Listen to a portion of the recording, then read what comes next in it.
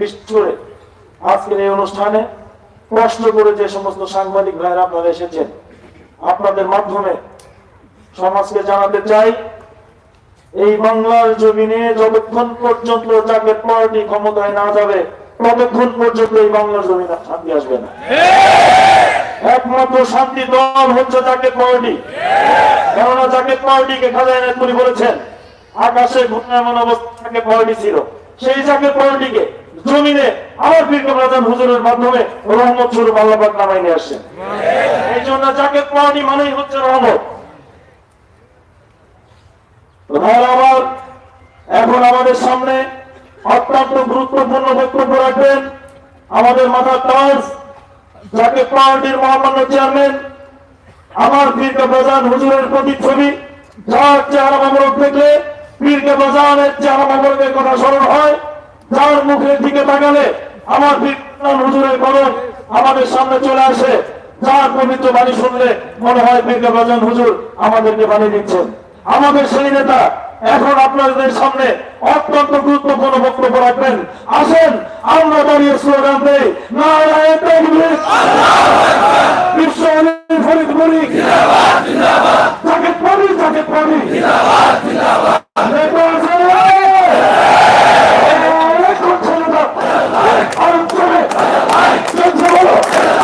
আমার ভাই, তোমার ভাই, চলো চলেন, চলো চলেন, আমার চলে মোহন নেতা, মানব নেতা, মোহন নেতা, ফরিদপুরের মোহন নেতা, জাকের পার্টি চেয়ারম্যান, নারায়ে তাকবীর, নারায়ে তাকবীর।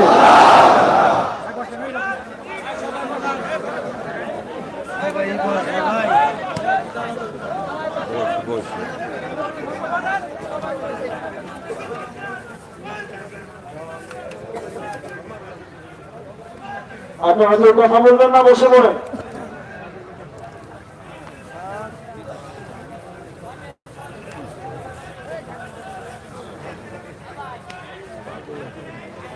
أعوذ بالله من الشيطان الرجيم بسم الله الرحمن الرحيم لقد جاءكم رسول من أنفسكم عزيز عليكم وعنتم حريص عليكم بالمؤمنين رؤوف رحيم فإن تولوا فقل حسبي الله لا إله إلا هو عليه توكلت وهو رب العرش العظيم ما كان محمد أبا أحد من رجالكم ولكن رسول الله وخاتم النبي وكان الله بكل شيء عليما إن الله وملائكته يصلون على النبي يا أيها الذين آمنوا صلوا عليه وسلموا تسليما الصلاة والسلام عليك يا رسول الله الصلاة والسلام عليك يا حبيب الله الصلاة والسلام عليك يا خير خلق الله الصلاة والسلام عليك نور رسول الله الصلاة والسلام عليك يا أحد العاشقين الصلاة والسلام عليك يا شمس العارفين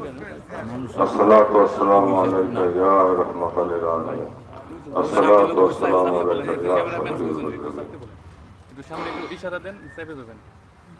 বক্তব্যের প্রারম্ভে আমাদের সাহেব, আমাদের দস্তগীর, আমাদের রাহনুমা, আমাদের কলেজাত, আমাদের চোখের মনি বাদশাহে দুজাহাব জলে জামানিয়া মুজাদ্দিদ জামান মুহিয়া সুন্নাহ বিশ্ব লিখাদা ফরিদপুর কুদ্দুস আসিরুল আজিজ কেবলা জান সাহেবের মহাপবিত্র নূরের কদম মোবারকে কোটি কোটি চুম্বন নিবেদন করছি, কোটি কোটি চুম্বন নিবেদন করছি। তেনার প্রতীক উত্তরাধিকার আমার অগ্রজ তেনার কেবলা জান স্থলাভিষিক্ত মহামান্য হযরত খাজা বড় সাহেব সাহেবের চরণে, খাজা পরিবারের সকল সদস্য এবং সদস্যের প্রতি আমার শ্রদ্ধা ভালোবাসা জানাচ্ছি এবং বিজয়ের এই মাসে, আনন্দ ঘন এই মাসে জাতির জনক বঙ্গবন্ধু শেখ মুজিবুর রহমানকে শ্রদ্ধা করে স্মরণ করছি এবং ৭৫-এ নির্মম হত্যাকাণ্ডের শিকার হয়ে বঙ্গবন্ধু পরিবারের সদস্য যারা শাহাদাত বরণ করেছিলেন তাদেরকে শ্রদ্ধা করে স্মরণ করছি। সেই সঙ্গে শ্রদ্ধা করে স্মরণ করছি দেশমাতৃকার স্বাধীনতার জন্য এই 30 লক্ষ শহীদান শাহাদাত বরণ করেছেন তেনাদেরকে, এবং সেই সঙ্গে যেসব মা বোনেরা সম্ভ্রম হারা হয়েছিলেন তাদের প্রতি শ্রদ্ধা এবং ভালোবাসা নিবেদন করছি। আপনারা দূর দূরান্ত থেকে এসেছেন, 5টি জেলা থেকে আপনারা এসেছেন, নগণ্য সংখ্যক আপনারা এখানে উপস্থিত হয়েছেন। জাকের পার্টি, নুন দল এবং সহযোগী সংগঠনের 24টি সহযোগী সংগঠনের একটি ক্ষুদ্রাংশ আপনারা এখন উপস্থিত হতে পেরেছেন। কারণ জাকের পার্টি বিশ্ববিখ্যাত ফরিদপুরি কুদ্দুস আসরুল আজিজ কামরান স্যার যখন প্রতিষ্ঠিত করেন, তখন রাষ্ট্রপতি, প্রধানমন্ত্রী যারা বিশ্ব জাকের মঞ্জিলে বাবার কদমে গিয়ে পড়ে থাকতো, তারা প্রকৃত অর্থে আল্লাহ রসুলকে পেতে যায় নাই, যেত না। তারা যেত রাজনৈতিক স্বার্থ উদ্ধার করার জন্য, তারা যেত বিশ্বহলির পবিত্র সাহচর্যে আলোকিত একটি জনগোষ্ঠী, যে জনগোষ্ঠীর অন্তর্ভুক্ত ছিল কোটি কোটি মানুষ, সেই মানুষদেরকে সশরীরে টেনে এনে তাদের ভোট দিয়ে নির্বাচনে জয়লাভ করা। যখন জাকের পার্টি প্রতিষ্ঠিত হলো, এবং সেই সঙ্গে আরো একটি কথা বলতে চাই, যে রাষ্ট্রপতি, প্রধানমন্ত্রীরা যখন যেহেতু বাবার কদমে করে থাকত, তখন স্বার্থ উদ্ধারের জন্য এক শ্রেণীর মানুষ যারা অর্থ সম্পদ করতে চাইতো, বড় বড় প্রমোশন চাইতো, তারাও সেখানে গিয়ে পড়ে থাকত। যখন জাকের পার্টি কালার প্রতিষ্ঠিত করলেন, তখন সেই প্রধানমন্ত্রী বা রাষ্ট্রপতিদের এই আমার কেবলানের কোটি কোটি জাকেরানের ভোট এবং তাদেরকে স্ব দলে টেনে নেওয়ার সুযোগ বন্ধ হয়ে যায়, এবং সেই সাথে স্বার্থোদ্ধারকারী, স্বার্থান্বেষী মহল, যারা ধনিক শ্রেণী, অর্থবিত্তে ভরপুর, সেই সব লোকগুলো, প্রভাবশালী লোকগণ বিশ্ব জাকের মঞ্জিলে যাওয়া বন্ধ করে দেন। আমার কেবলাকে জড়িয়ে ধরে থাকেন কারা? এই গরিব দুঃখী মেহনতি বাংলার মানুষ যারা এখনো আছেন, এবং তারা বিস্তৃত হচ্ছেন গ্রাম থেকে গ্রামান্তরে, তৃণমূল পর্যায়ে। আজকে এখানে ক্ষুদ্র একটি অংশ এসেছেন, আমি সেজন্যই কথাগুলো বললাম যে আপনাদের এই গরিব দুঃখী মানুষ, তারা অর্থাভাবে বাস ভাড়া দিতে পারে না, বাস রিজার্ভ করতে পারে না, বাসের ভাড়া দিতে পারে না, যানবাহনের ভাড়া দিতে পারে না বলে তারা আসতে পারে নাই। এই ফরিদপুর বিভাগে আমার কেবল হুজুর হেদায়েতের পাদপীঠ, এই ফরিদপুর বিভাগ, পদ্মা বিভাগ, এই বিভাগে কম করে হলেও 10 লক্ষ জাকের পার্টি নেতা কর্মী আছে, কিন্তু এখানে ক্ষুদ্র একটি অংশ, আমি বলবো 5000 ভাগের 1 ভাগ আজকে এখানে উপস্থিত হতে পেরেছেন। তাই আমি আপনাদের সবাইকে অভিনন্দন জানাই, শুভেচ্ছা জানাই, ভালোবাসা জানাই, স্নেহ, মমতা, প্রেম, প্রীতি আপনাদেরকে উপহার দিতে চাই। আপনারা আমার স্নেহাশীষ গ্রহণ করুন। ভাই বোনের আমার জাকের পার্টির নেতা কর্মীগণ, আমি এখানে আমার প্রাণের সাংবাদিক বন্ধুরা, বিশেষ করে ফরিদপুরের সাংবাদিক, তারা তো আমার অত্যন্ত আপনজন, সবাই আমার পরিচিত। এখানে নির্বাচনে আমার সহসঙ্গী এবং বিভিন্ন ত্রাণ তৎপরতায় আমার সহসঙ্গী হয়তো অনেক এখানে উপস্থিত আছেন, অত্যন্ত প্রিয়জন তারা আমার, এবং তারা আমাকে খুব ভালোবাসে। বহুদিনের সম্পর্ক আমাদের। আসা যাওয়া নেই, বিভিন্ন ঘটনা পরম্পরায় অনেক কিছু ঘটেছে, যার জন্য আমি এখানে আসতে পারিনি বা আসিনি বা আসি না। তো ভবিষ্যতে আবার যে আসবো না সেটা কিন্তু ভাবার কোনো অবকাশ নেই। তাই আমার সাংবাদিক বন্ধুদেরকে, ভাইদেরকে আমি শুভেচ্ছা জানাচ্ছি এবং ওনাদের দীর্ঘ জীবন কামনা করি। সেই সঙ্গে আইন শৃঙ্খলা রক্ষাকারী বাহিনী এবং প্রশাসনে যারা সহযোগিতা করেছেন তাদেরকে ধন্যবাদ জানাচ্ছি। এখন আমার সাংবাদিক ভাইদের কিছু তথ্য দিতে হয়, কারণ ওনাদেরকে তো সঠিক সময় গিয়ে সংবাদ দিতে হবে, যদি ওনারা সংবাদ পরিবেশন করতে চান। আর সেটা হচ্ছে দেশের চলমান পরিস্থিতি, আঞ্চলিক পরিস্থিতির উপরে এবং আন্তর্জাতিক পরিস্থিতির উপরে কিছু কথা বলতে চাই। বর্তমানে নতুন নির্বাচন কমিশন গঠন নিয়ে মহামান্য রাষ্ট্রপতির সাথে রাজনৈতিক দলসমূহের আলোচনা শুরু হয়েছে। রাজনৈতিক দলসমূহ এই বৈঠক সমূহে নতুন নির্বাচন কমিশন গঠনের স্বদলীয় পছন্দিত নামসমূহ রাষ্ট্রপতির কাছে পেশ করছেন এবং করতে থাকবেন, যাতে নতুন নির্বাচন কমিশন সংবিধান এবং আইনের প্রতি পূর্ণ শ্রদ্ধা রেখে নিজেদেরকে সম্পূর্ণ নিরপেক্ষ রেখে একটি অবাধ ও নিরপেক্ষ নির্বাচন অনুষ্ঠিত করতে পারেন। এখানে প্রণিধানযোগ্য যে নির্বাচনের সময় শাসন ব্যবস্থার প্রতিটি অঙ্গ, যেমন প্রশাসন, আইন শৃঙ্খলা বাহিনী, প্রতিরক্ষা বাহিনী নির্বাচন কমিশনের অধীনস্থ হন। তাই দলনিরপেক্ষ ব্যক্তিবর্গের সমন্বয়ে নির্বাচন কমিশন গঠন করবার ঐকান্তিক প্রয়াসের অংশ হিসেবেই মহামান্য রাষ্ট্রপতির সাথে রাজনৈতিক দলসমূহের বৈঠকের এই ব্যবস্থা করা হয়েছে। আমি স্পষ্টভাবে বলতে চাই, কোন ব্যক্তি দলনিরপেক্ষ নয়। সাংবিধানিক বাধ্যবাধকতা এবং রাষ্ট্রীয় আইন, শাসন ব্যবস্থা, আইন শৃঙ্খলা রক্ষাকারী বাহিনী এবং প্রতিরক্ষা বাহিনীর কর্মকর্তা এবং সদস্যদের রাজনৈতিক বক্তব্য থেকে বিরত রাখে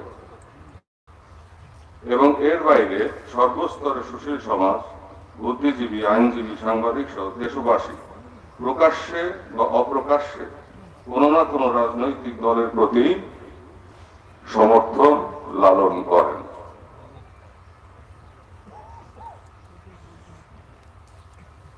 তাই নিরপেক্ষতা খুবই কঠিন কাজ। আইনের তো হাত পা নাই।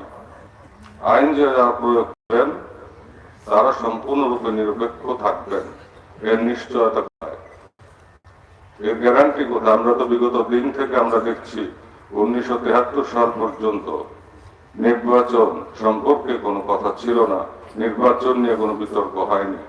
75 পরবর্তী পর্যায় থেকে 75-এর সেই রক্তাক্ত অধ্যায়ের পর থেকে এই নির্বাচন নিয়ে বিতর্ক, ঝগড়া। এটা কোনোভাবে একটি জাতির জন্য শুভ নয় এবং কল্যাণকর নয়।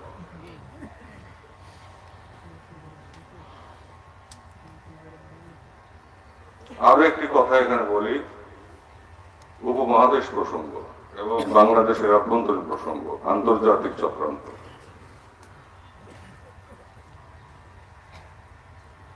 র্যাবের প্রধান, পুলিশ প্রধান, ওনাদের উপরে মার্কিন নিষেধাজ্ঞা এবং র্যাব সম্পর্কে মার্কিন যুক্তরাষ্ট্রের সর্বশেষ দৃষ্টিভঙ্গি এবং হঠাৎ অভিজিৎ হত্যা মামলায় মৃত্যুদণ্ডপ্রাপ্ত আসামিদের ধরার জন্য 50 লক্ষ মার্কিন ডলার পুরস্কার ঘোষণা, বিষয়টি গভীর পর্যবেক্ষণে রাখা বাঞ্ছনীয়। এই ঘটনা পরম্পরা বিশ্বের সামনে বাংলাদেশের অতীত সন্ত্রাসের চিত্রকে টেনে তুলে ধাপে ধাপে বাংলাদেশ সন্ত্রাসের চারণভূমি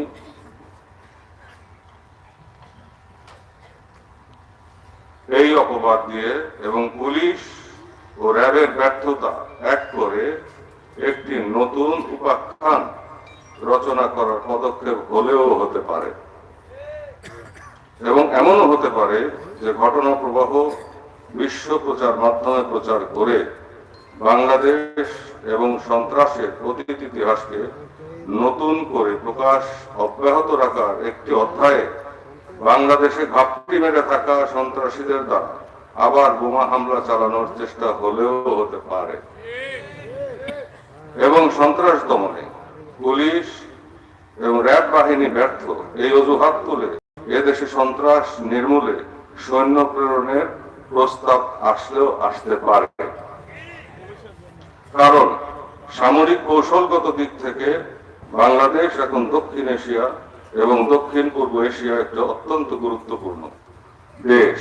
তাই বিশ্বে দুই বলয়ে বিভক্ত পরাশক্তি সমূহ বাংলাদেশের ভূমি ব্যবহারে একটি পর্যায়ে চাপ সৃষ্টি করতেও পারে যদি তারা তাদের পরিকল্পনা এগিয়ে নিতে সক্ষম হয়। ইঙ্গো মার্কিন অক্ষশক্তির সাথে ভারতের হৃদ্যতাপূর্ণ সম্পর্ক চলমান ছিল এবং মার্কিন যুক্তরাষ্ট্রের সাথে ভারতের একটি দ্বিপাক্ষিক প্রতিরক্ষা চুক্তিও হয়েছিল, যার ধারাবাহিকতা অব্যাহত ছিল এবং যার সুফল আমাদের দেশ ভোগ করছিল। আমাদের দেশের উন্নয়নের ধারাও অব্যাহত ছিল, যা বর্তমানেও চলমান এবং প্রশংসার দাবিদার। হঠাৎ করে রাশিয়ার প্রেসিডেন্টের ভারত সফর এবং ভারতের সঙ্গে প্রতিরক্ষা ও অস্ত্র সরবরাহ চুক্তির বিষয়টি চূড়ান্ত অধ্যায়ে পৌঁছবার সাথে সাথেই ভারতের সঙ্গে যুক্তরাষ্ট্রের সম্পর্কের অবনতি অন্তরালে হয়েছে কিনা বা হলেও হয়ে থাকতে পারে। এবং ভারত মার্কিন বিশ্বাসের ভিত দুর্বল হলেও হয়ে থাকতে পারে। আর তা যদি সত্য হয় তবে বিশ্বে চীনের সামরিক অর্থনৈতিক ক্রমবর্ধমান প্রভাব ঠেকাতে এবং ভারতের উপর নজরদারি আরো বাংলাদেশের ভৌগোলিক অবস্থান ইঙ্গো মার্কিন অক্ষশক্তির নিকট সামরিক কৌশলগত দিক থেকে অত্যন্ত গুরুত্বপূর্ণ হয়ে উঠেছে। আর উপর উল্লেখিত ঘটনা প্রবাহ এবং ঘটনার পরম্পরা যুক্তরাষ্ট্রের হঠাৎ করে নেওয়া পদক্ষেপ সমূহ অত্যন্ত গুরুত্বের সঙ্গে বিবেচনায় নিয়ে আমাদের অতি সতর্ক থাকা বাঞ্ছনীয় এবং দেশবাসীকে ঐক্যবদ্ধ রাখা দরকার। গতকাল হঠাৎ করে ইলেকট্রনিক মিডিয়ার খবর প্রচারিত হলো, চীন এবং পাকিস্তানের হুমকি মোকাবেলায় বন্ধু রাষ্ট্র ভারত পূর্ব পাঞ্জাবে আক্রমণকারী দেশের উৎক্ষিপ্ত ক্ষেপণাস্ত্র নিষ্ক্রিয় করার জন্য রাশিয়া থেকে আমদানি করা S-400 অ্যান্টি মিসাইল সিস্টেম বসানোর প্রক্রিয়া দ্রুততর করেছে। তাহলে কি ভারত পাকিস্তান চীন আরেকটি দুঃখজনক যুদ্ধের দিকে ধাবিত হচ্ছে? যদি তা হয়ে থাকে তবে আমাদের অত্যন্ত বেশি সতর্ক হতে হবে এখন থেকে। যে কোনো মূল্যে আমাদের অস্তিত্ব, আমাদের স্বাধীনতার সার্বভৌমত্ব রক্ষার জন্য প্রস্তুত থাকতে হবে, বিশেষ করে জাতীয় পার্টিকে।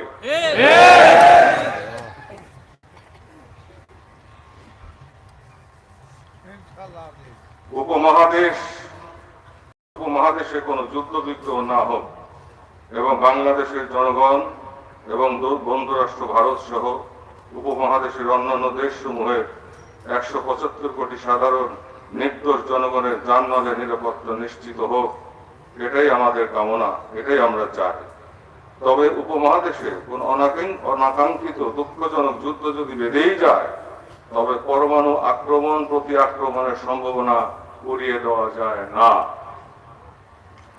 আমরা বাংলার জনগণ এবং সরকার যতই শান্তির সুপথ দেখাই না কেন, যত শান্তির আহ্বানই জানাই না কেন, বাস্তবতা হচ্ছে পাকিস্তান 71-এ আমাদের স্বাধীনতা যুদ্ধে বন্ধু রাষ্ট্র ভারতের সাহায্য সরাসরি বাংলাদেশের স্বাধীনতা অর্জন ত্বরান্বিত করতে এবং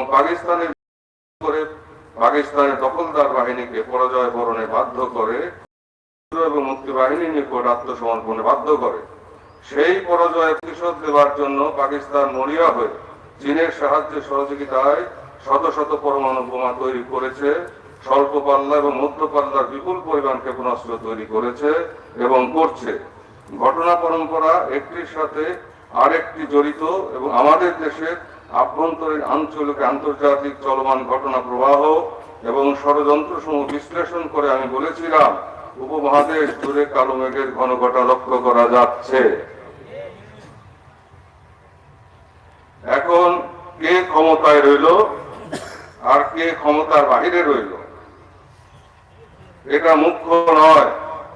মুখ্য হচ্ছে দেশবাসীকে সতর্ক রাখা, একত্রিত রাখা, যে কোনো অনাকাঙ্ক্ষিত পরিস্থিতি মোকাবেলায় ৭১-এর মতো জাতিকে ঐক্যবদ্ধ রেখে চলমান উন্নয়নের ধারা সচল রেখে অর্থনৈতিক ভিত অত্যন্ত মজবুত করা এবং আইন শৃঙ্খলা রক্ষাকারী বাহিনীকে শক্তিশালী করার ধারাবাহিকতা অব্যাহত রাখা এবং শক্তিশালী করা, প্রতিরক্ষা বাহিনীকে দুর্ভেদ্য করার ধারা অব্যাহত রাখা এবং বর্তমান সফল সরকারকে দেশ পরিচালনা সহায়তা করা এখন সময়ের দাবি।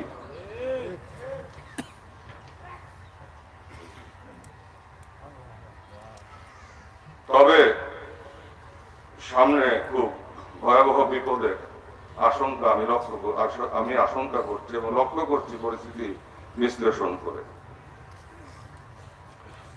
আমি একটি কথা সুস্পষ্টভাবে বলতে চাই,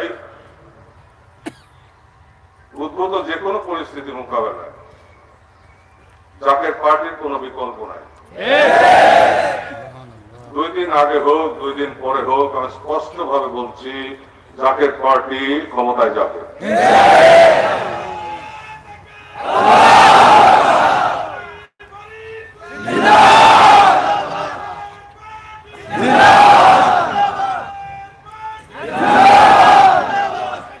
তবে সেই ক্ষমতায় যাওয়ার প্রক্রিয়া হবে শান্তিপূর্ণ, রক্তপাতহীন। এমন পরিস্থিতি সামনে উদ্ভব হবে যখন দেশবাসী দলমত নির্বিশেষে ৭১-এর মতো জাতীয় স্বার্থে এবং জাতীয় স্বাধীনতার সার্বভৌমত্ব রক্ষা করার স্বার্থে, এদেশের মানুষদেরকে রক্ষা করার স্বার্থে জাকের পার্টির পতাকার নিচে সমবেত হতে বাধ্য হবে এবং জাকের পার্টি ক্ষমতায় সেই পথ ধরেই যাবে।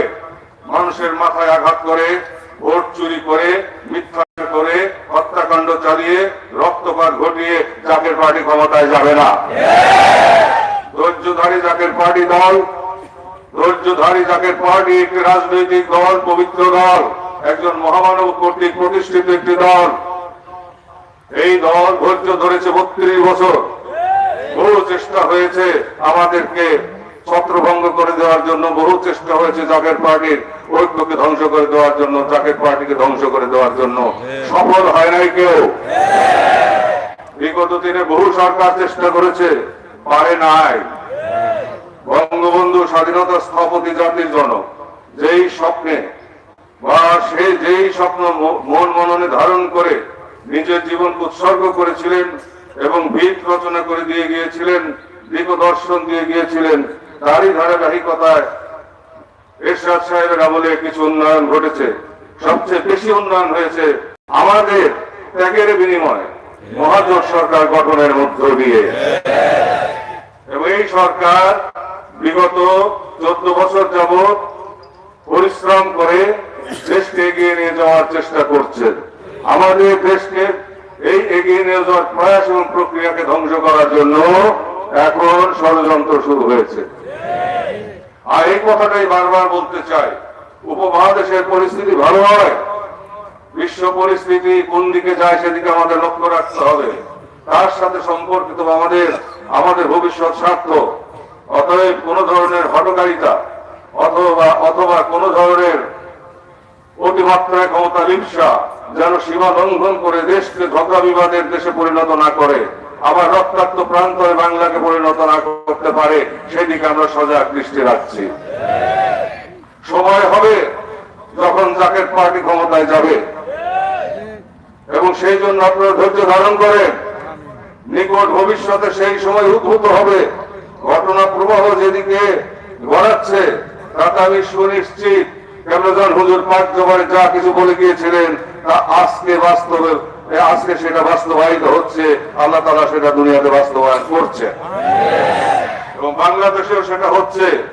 তবে যে কোনো মূল্যেই হোক দেশের স্বাধীনতা সার্বভৌমত্বের ব্যাপারে জাকের পার্টি আপোষ করে নাই, জাকের পার্টি আপোষ করবে না। আমরা ধৈর্যধারী দল, আমরা ধৈর্য ধরেছি। আমরা চাই দেশ উন্নত হোক, জাতি ঐক্যবদ্ধ থাকুক, শান্তি শৃঙ্খল ঐক্য ভ্রাতৃত্ব থাকুক এবং ভদ্রতা শিষ্টতা ফিরে আসুক, মানবতা ফিরে আসুক, প্রেম প্রীতি ভালোবাসা ফিরে আসুক। আমরা ঐক্যবদ্ধ জাতি হিসাবে অর্থনৈতিক সামরিক ভাবে মাথা তুলে দাঁড়াই বিশ্বের বুকে। এই আমাদের দেশকে ব্যর্থ রাষ্ট্রে রূপান্তর করার জন্য প্রয়াস হয়েছে অনেক। বিদেশি সৈন্য এই দেশে যাতে ঢুকতে পারে, আর একটা আফগানিস্তান বানাইতে পারে, এই দেশকে রক্তাক্ত প্রান্ত রূপান্তর করতে পারে, এদেশের মানুষের রক্ত দিয়ে এদেশকে আবার রক্ত লাল করতে পারে, সেই পথ সুগম করার জন্য কিন্তু বিগত দিনে যেসব রাজনৈতিক দল বা যেসব সরকার চেষ্টা করেছে, যখন সমস্ত দেশপ্রেমী দলগুলি ভীত সন্ত্রস্ত ঘরে ঢুকেছিল, তখন সেই সমস্ত যখন জাতির বিপদ আসে তখন জাকের পার্টি কাছে ডাকে, ভবিষ্যতেও থাকবে। জাকের পার্টি ছিল, জাকের পার্টি আছে, জাকের পার্টি থাকবে। জাকের পার্টি দেশের অতন্ত্র প্রহরী, দেশের বৃহত্তর স্বার্থে যা করার তাই করবে। আমরা ওই মাথায় বাড়িতে ভোট নেব, ওই ব্যালট বাক্স চুরি করে ভোট নিব, চিন্তাই করে ভোট নিব, অথবা ব্যালট চিন্তাই করব, মানুষের মাথায় আঘাত করব, মানুষের উপর গুলি চালাবো, বোমা মারবো, হত্যাকাণ্ড করে, সব কুশিক্ষা জাকের পার্টি দেয় না, আমি দেই না। আদর্শ নয়। তা না হলে বিগত দিনের নির্বাচন সময় হাবিব ভাই সহ এখানে যারা আছেন আপনারা সাক্ষী আছেন, ইচ্ছা করলে কিন্তু আমি অনেক কিছু করতে পারতাম। সারা দেশ জুড়ে আমাদের সংগঠন শক্তিশালী ভিতের উপরে দাঁড়িয়েছিল।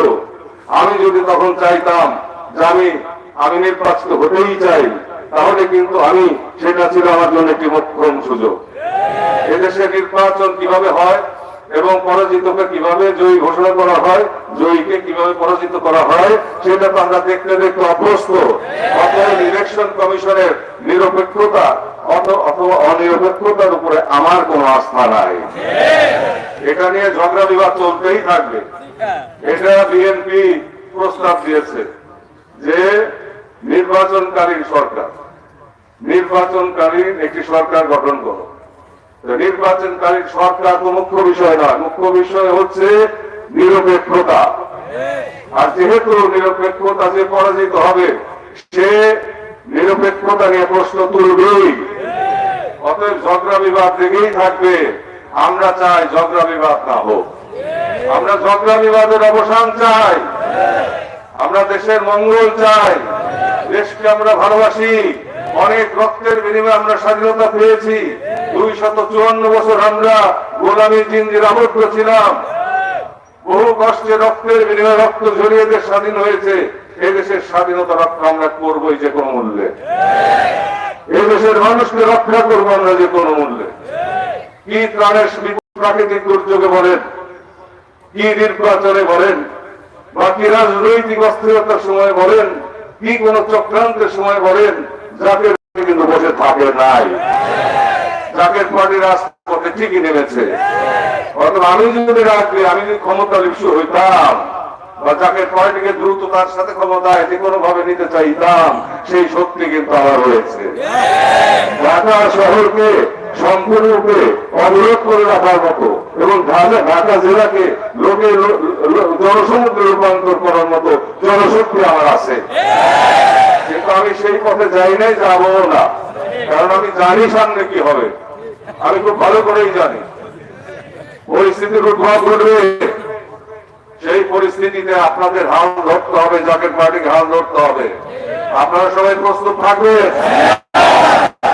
আমি যদি ডাক দেই আপনারা এগিয়ে আসবেন সারা দেশ থেকে।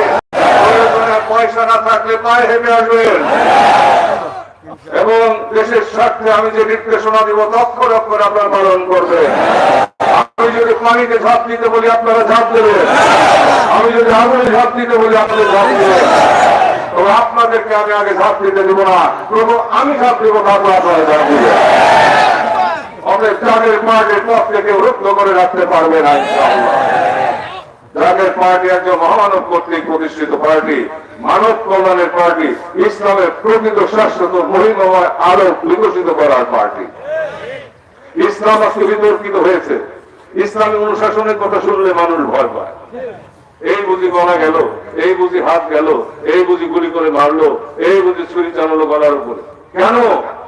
ইসলাম প্রেমের ধর্ম, ইসলাম শান্তির ধর্ম, ইসলাম ঐক্যের ধর্ম, ইসলাম ভালোবাসার ধর্ম, ইসলাম ক্ষমার ধর্ম, ইসলাম ধৈর্য ধারণের ধর্ম, ইসলাম সবাইকে উচ্চ নিচের ভেদাভেদ নাই, সব ভাই একসাথে আমরা সেই যে জাতি। ইসলাম তো সেই বিষয়, সেই জিনিস এক সময় অন্য ধর্মের লোকজনিত পাগলের মতো বাড়ি ঘর ছেড়ে বিশ্ব নবী করতলে লুটিয়ে পড়েছিল। কেন?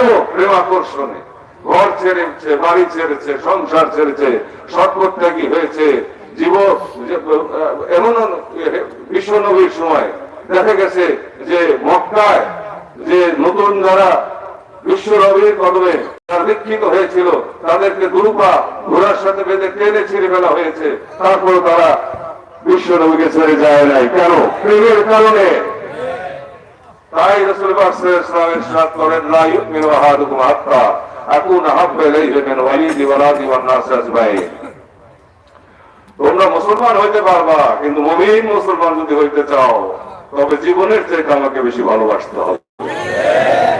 পরিবার পরিজন, বাবা মা, ভাই বোন, আত্মীয় স্বজন, পরিবার পরিজন, সন্তান সন্ততি সবার থেকে এবং কি পৃথিবীর সমস্ত মানুষ থেকে এবং তোমার নিজের জীবন থেকে আমাকে বেশি ভালোবাসতে হবে, তবে তোমরা মুমিনে কামেল হইতে পারবা।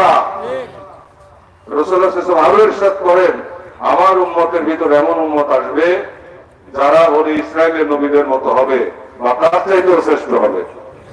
তোমরা আমার কাছে বসে যে প্রেম শোনা পাচ্ছ এবং কথা তারা যে আল্লাহ পাকের সান্নিধ্য সাধনার পথে যে অমূল্য নিয়ামত তোমরা হাসিল করছো, আমার সেই প্রতিনিধিদের কাছে, আত্মীয় উম্মতদের কাছে বসে তারাও সে একই নিয়ামত পাবে, তারাও সেই একই গুণে গুণান্বিত হবে। অর্থাৎ বিশাল পাগড়ি আর চাকালদারিতে নরের মহত্ব কিছু ভাবে না তাহাতে প্রেম ধর্ম, প্রেম ধর্ম, প্রেম প্রীতিয়া ধর্ম অলঙ্কার করে মাত্র মানুষের মহত্ব বিস্তার। অতএব আমি পোশাক পরলাম, সজ্জিত হলাম, কিন্তু আমার মধ্যে রাসূল পাক সাল্লাল্লাহু আলাইহি ওয়াসাল্লামের গুণাগুণ আসলো না। আমার ভিতরে রাসূল পাক সাল্লাল্লাহু আলাইহি ওয়াসাল্লামের চরিত্র মাধুর্যের প্রতিফলন ঘটলো না, তাহলে সেই পোশাকের কোনো মূল্য থাকবে না। আর ধর্ম নিয়ে বাড়াবাড়ি করা নিষেধ, ইসলামে সুস্পষ্টভাবে নিষিদ্ধ। আমরা অনেক কিছু বলি, অনেক কথা বলি, এমনও হাদিস শরীফে আছে যে তোমার প্রতিবেশী যদি অভুক্ত থাকে, সে যদি অন্য ধর্মাবলম্বীও হয়, আর তুমি যদি উদারপূর্তি করে খাও, তাহলে তুমি আমার উম্মত নও। হাদিস শরীফে আরো আছে, কোন মুসলিম প্রধান দেশে কোন অমুসলিমের উপরে, তার জীবন এবং তার ধর্মীয় অধিকারের উপরে যদি কোন মুসলমান হস্তক্ষেপ করে, অত্যাচার করে, কষ্ট দেয়, তাহলে আমি কাল হাসরের ময়দানে ওই মুসলমানের বিরুদ্ধে, ওই বিধর্মী অন্য ধর্মাবলম্বীর সপক্ষে ওই মুসলমানের বিরুদ্ধে আল্লাহর দরবারে মামলা দায়ের করব। এই হচ্ছে ইসলাম। সলম থেকে ইসলাম, সলম হচ্ছে শান্তি, তার বহু বছর ইসলাম, শান্তির অনুসরণকারী হচ্ছে মুসলিম।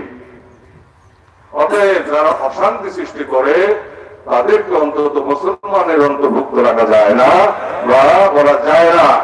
আর ফিতনা তো অসাধ্য বেনাল কাটলে, ফিতনা সৃষ্টি হত্যা করার চাইতে মহাপাপ, আল গিবাত অসাধ্য বেনা জেনা, পরনিন্দা পরচর্চা মহাপাপ, হিংসা করা মহাপাপ, অতিলোভ লালসা লালন করা মহাপাপ, মানুষের অধিকার ক্ষুণ্ণ করা মহাপাপ, মিথ্যাচার করা মহাপাপ, হঠকারিতা চক্রান্ত করা মহাপাপ।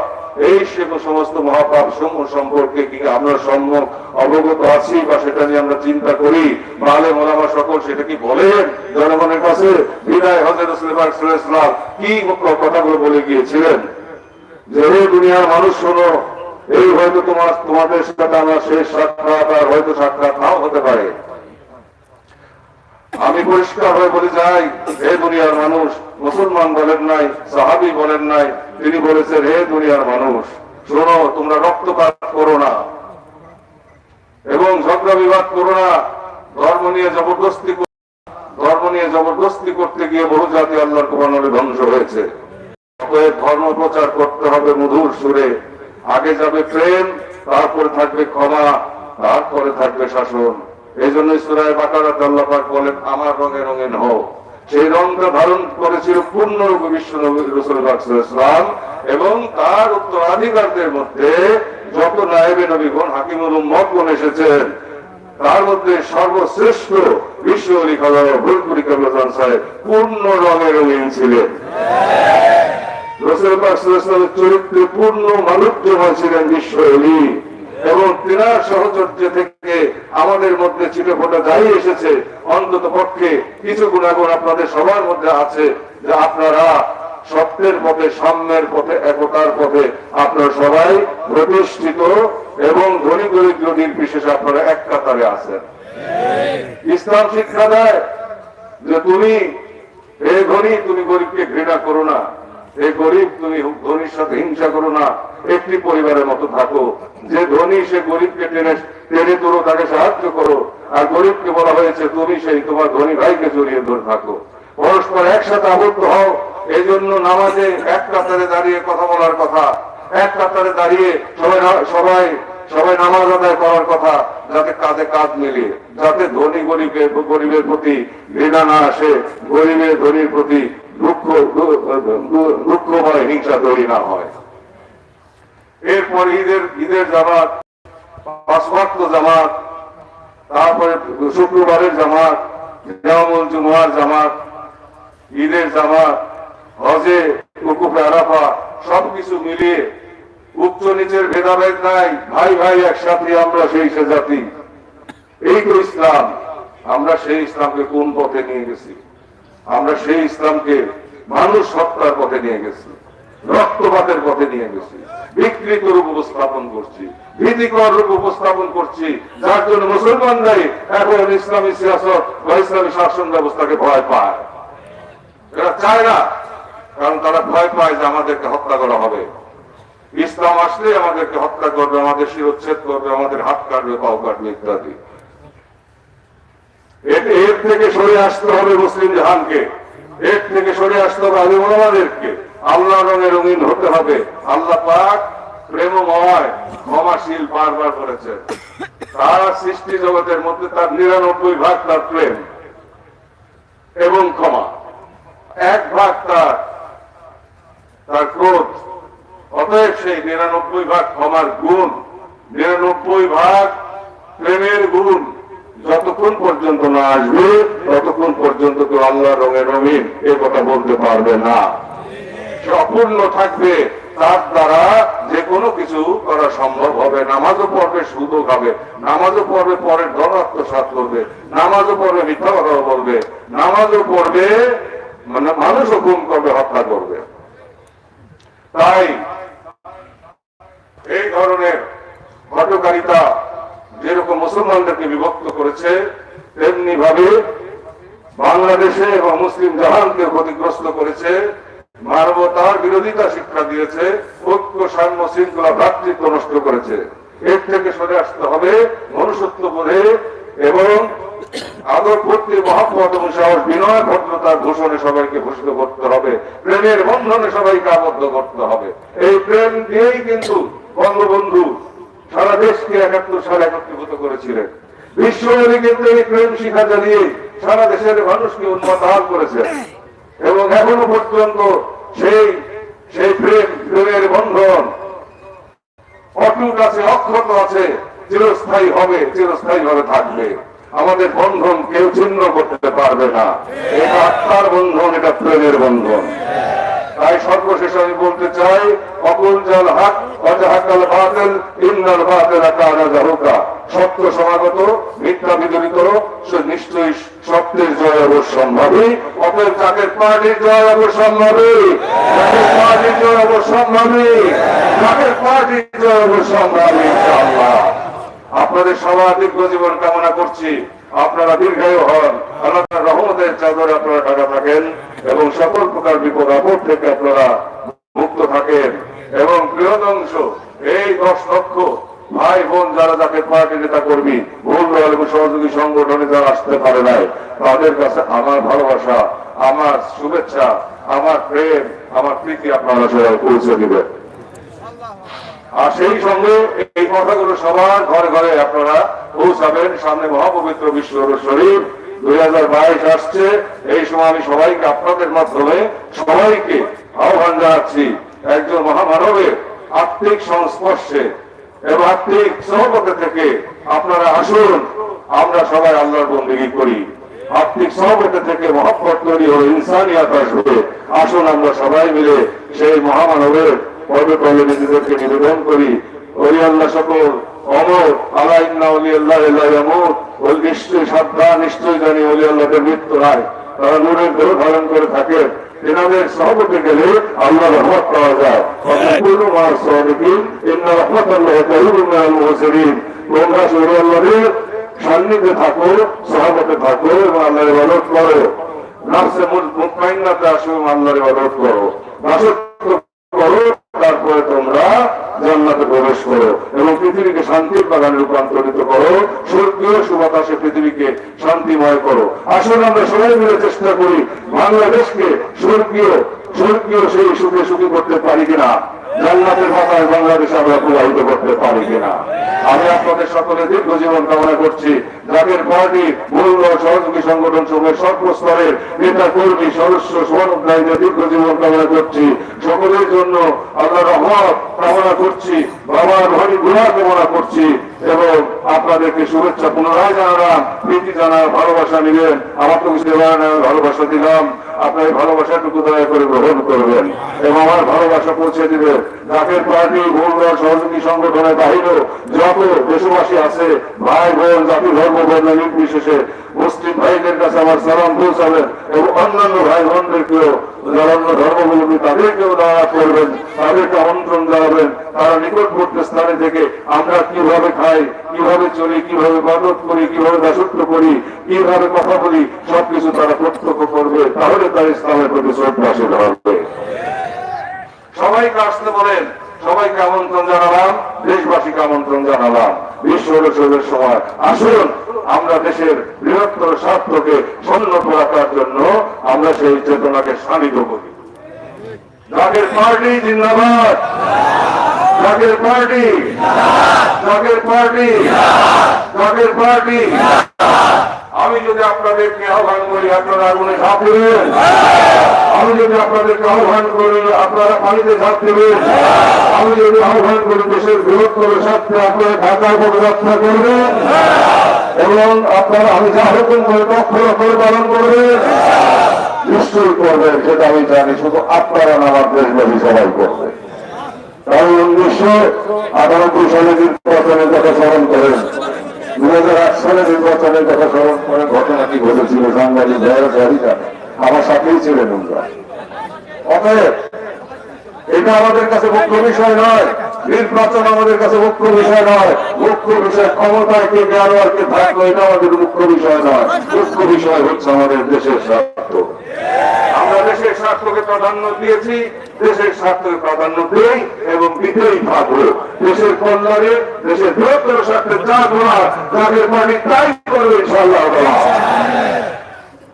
সর্বশেষে আমি আপনাদেরকে পুনরায় অভিনন্দন জানিয়ে আমি আমার বক্তব্য এখানে শেষ করলাম। ওয়াকিল দাওয়ান আলহামদুলিল্লাহ রাব্বিল আলামিন। আসসালামু আলাইকুম ওয়া রাহমাতুল্লাহি ওয়া বারাকাতুহু।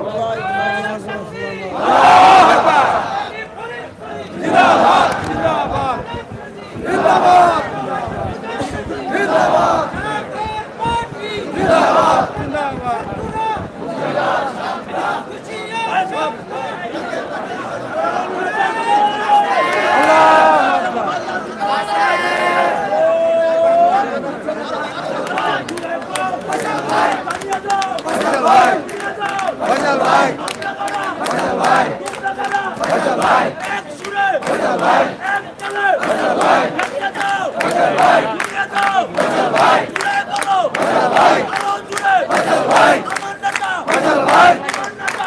ভাই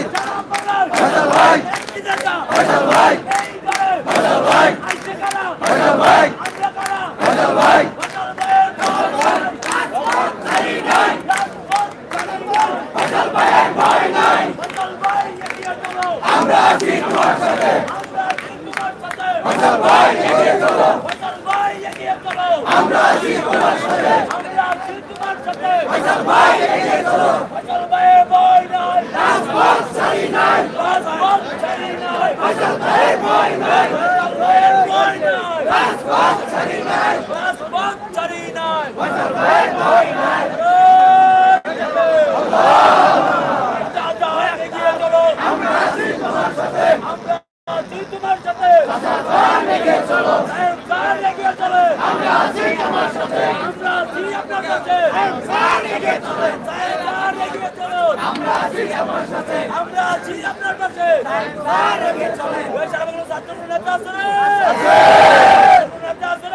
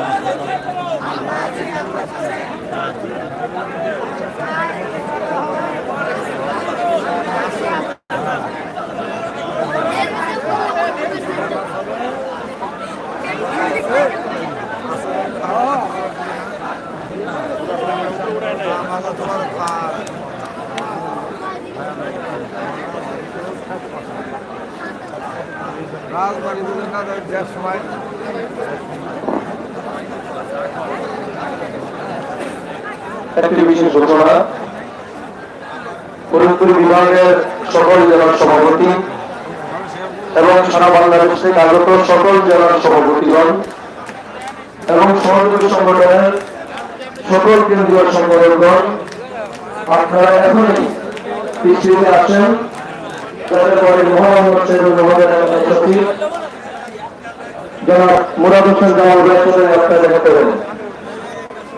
জনাব মুরাদ হোসেন জামাল ভাইয়ের সাথে আপনারা দয়া করে সকলে দেখা করবেন।